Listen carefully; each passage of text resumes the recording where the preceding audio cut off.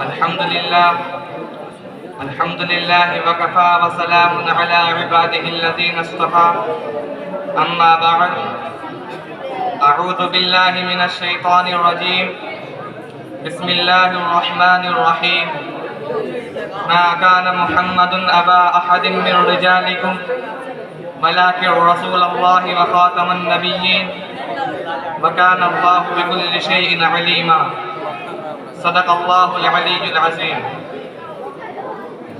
یہ بات آیا ہے دنیا پر، ہم پھول بھی ہے تلوار بھی ہے، ہم بز میں جہاں مہکائیں گے یا خون میں نہا کر دم لیں گے۔ یہ محفل کون و مکان نہ ہوتی اگر وہ امام رسول نہ ہوتا، زمین نہ ہوتی فلک نہ ہوتا، عرب نہ ہوتا عجم نہ ہوتا۔ معزز سامعین کرام، آپ حضرات کا یہاں تشریف لانا اور ختم نبوت کی باتیں سننا یہ قابل فخر کی بات ہے، اور خاتم النبیین والمرسلین محمد صلی اللہ علیہ وسلم سے محبت اور ان سے تعلق کی بات ہے، اور یہ ایمان کامل ہونے کی بھی دلیل ہے۔ حقیقت کروں گا بیان دوستو، چاہے کٹ جائے میری زبان دوستو۔ جس زمین پہ نبوت کی توہین ہو گرنا پڑے کہیں آسمان دوستو۔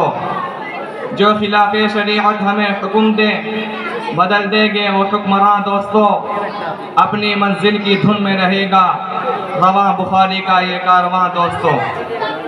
حضرات، آپ اچھی طرح سے جانتے ہیں کہ اللہ تبارک و تعالی نے بے شمار مخلوقات کو پیدا کیا، لیکن ان مخلوقات میں سب سے افضل وارثہ حضرت انسان کو پیدا کیا، اور پیدا کر کے یوں ہی نہیں چھوڑ دیا بلکہ اس کی رشد و ہدایت کے لیے کم و بیش 1,24,000 انبیاء علیہ السلام کو اس دنیا میں بھیجا، اور یہ سلسلہ حضرت آدم علیہ السلام سے شروع ہوا اور خاتم النبیین والمرسلین جناب محمد عربی صلی اللہ علیہ وسلم پر ختم ہو گیا۔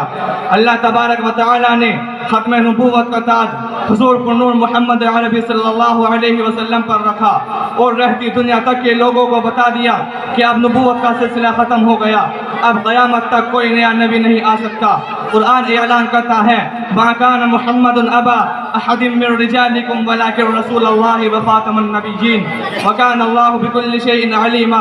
قرآن اعلان کرتا ہے الیوم اکملت لکم دینکم واتممت علیکم نعمتی ورضیت لکم الاسلام دینا ان الدین عند اللہ الاسلام۔ محترم بزرگوں، آپ صلی اللہ علیہ وسلم کے بعد کوئی نبی پیدا نہیں ہو سکتا۔ قرآن کریم کا یہی فیصلہ ہے، توریت کا یہی فیصلہ ہے، زبور کا بھی یہی فیصلہ ہے، انجیل کا بھی یہی فیصلہ ہے، ابو بکر کا بھی یہی فیصلہ ہے، طلحہ و زبیر کا بھی یہی فیصلہ ہے، عمر کا بھی یہی فیصلہ ہے، علی کا بھی یہی فیصلہ ہے، عمر کا بھی یہی فیصلہ ہے، عثمان کا بھی یہی فیصلہ ہے، تمام کے تمام مسلمانوں کا بھی یہی فیصلہ ہے، تمام کے تمام مفسروں کا بھی یہی فیصلہ ہے، تمام کے تمام محدثوں کا بھی یہی فیصلہ ہے کہ آپ صلی اللہ علیہ وسلم خاتم النبیین والمرسلین ہیں۔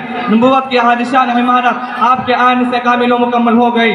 اب نبوت کا دروازہ ہمیشہ ہمیشہ کے لیے بند ہو گیا، اب قیامت تک کوئی نیا نبی نہیں آ سکتا۔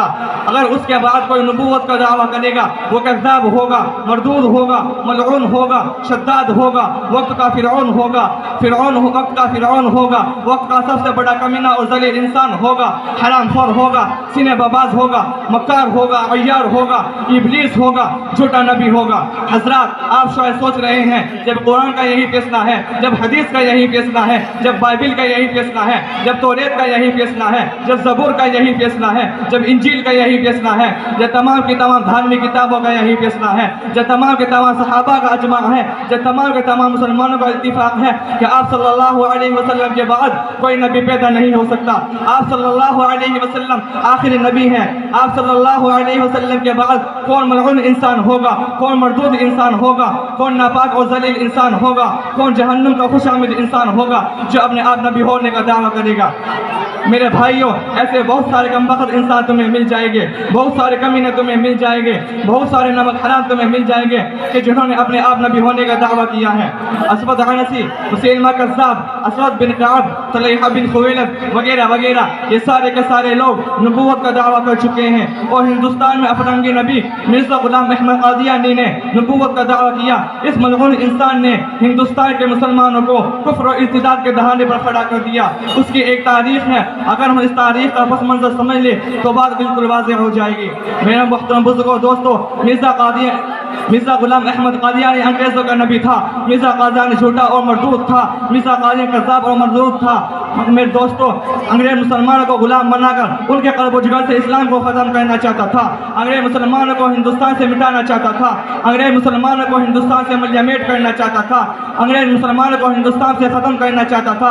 انگریز ہندوستان میں اپنا دبدبہ قائم کرنا چاہتا تھا. انگریز ہندوستان میں اپنا تسلط جمانا چاہتا تھا. لیکن انگریز مجبور تھا. مسلمانوں سے ٹکرانے کے لیے ان کمینوں کے پاس اتنی طاقت و قوت نہیں تھی. مسلمانوں سے مقابلہ کرنے کے لیے ان کے پاس اتنی ہمت و حوصلہ نہیں تھا. بہت خوب, ماشاء اللہ.